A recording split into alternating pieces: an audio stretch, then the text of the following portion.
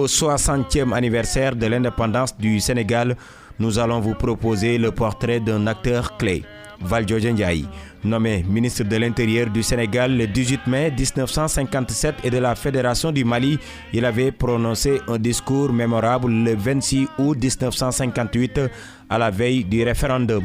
L'on se souvient tous, Pape Ibrahima Ndiaye, de cette phrase promue au rang de slogan « Nous disons indépendance, unité africaine et confédération ». Le voici, il se lève. Aux acclamations de la foule, il s'avance vers les microphones. C'est un moment fort dans l'histoire politique du pays. 26 août 1958, à la place Protet, Valdiodio Ndiaye prend la parole devant tout un peuple. Ministre de l'Intérieur et de l'Information, il tient un discours mémorable devant le général de Gaulle et réclame l'indépendance. Il ne peut donc y avoir aucune hésitation. La politique du Sénégal, clairement définie, s'est fixé 3 objectifs qui sont dans l'ordre où elle veut les atteindre. L'indépendance, l'unité africaine et la confédération. Tout comme son discours, Valdiodio Ndiaye a connu un parcours mémorable. Né à Kaolack en 1923, il a effectué sa scolarité au lycée Faidherbe de Saint-Louis. Mais comme la plupart de nos hommes politiques à l'époque, Valdiodio quitte le Sénégal pour poursuivre ses études en France. Il obtient ainsi son doctorat en 1951 à la faculté de droit de l'université de Montpellier. Bien qu'il ait fait ses études à l'étranger, Valdiodio Ndiaye est un fervent défenseur du panafricanisme.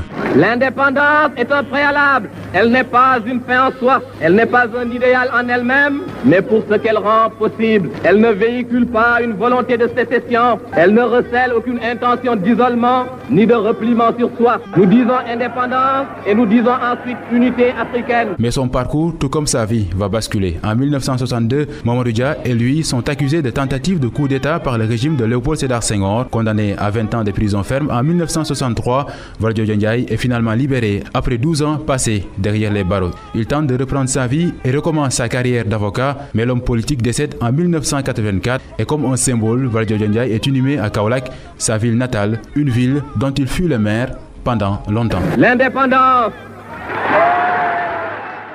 Pape Ibrahima Ndiaye, merci pour ce portrait de Valdiodio Ndiaye. À présent, nous allons accueillir Cheikh Diop dans la dernière partie de votre rendez-vous préféré. Il revient sur un événement qui avait eu lieu le 18 février 1855. Le 18 février 1855, le gouverneur du Sénégal informe le Damel Birima Ngoné Latyr Fall qu'il vient de déclarer la guerre aux Tarzans et aux Waalo. Birima Ngoné Latyr Fall est un damel du Kayor, le souverain d'un royaume précolonial situé à l'ouest du Sénégal. Succédant à son père Maïssé Tendé Dior, il règne pendant 4 ans de 1855 à 1859. Le règne de ce damel est certes court, mais il a laissé une empreinte dans le royaume et la société Wolof en général. Birima Ngoné a su vivifier le code des Wolofs incarné par les Ceddo de l'époque.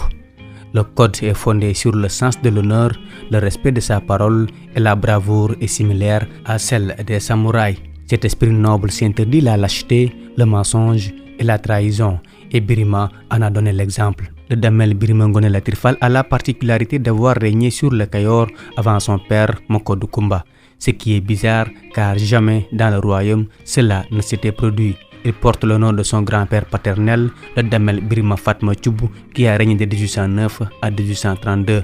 Birima Fatma a épousé une princesse guelwaar du Saloum, nommée Kodou Koumba, qui lui a donné le futur damel Mokodou Koumba, père de notre Birima Ngoné Latyr. Sa mère est la linguère princesse Ngoné Latyr Fall, fille du damel Maïssé Tendé Dior, qui succède à Birima Fatma Thioub et règne de 1832 à 1855. Merci, c'est cet élément qui met un terme à ce deuxième numéro de la série consacrée au 60e anniversaire de l'indépendance du Sénégal. Merci à tous les auditeurs d'ici et d'ailleurs. Migui Maram Ndiaye était devant ce micro, Serigne Saliou Deme à la partie technique.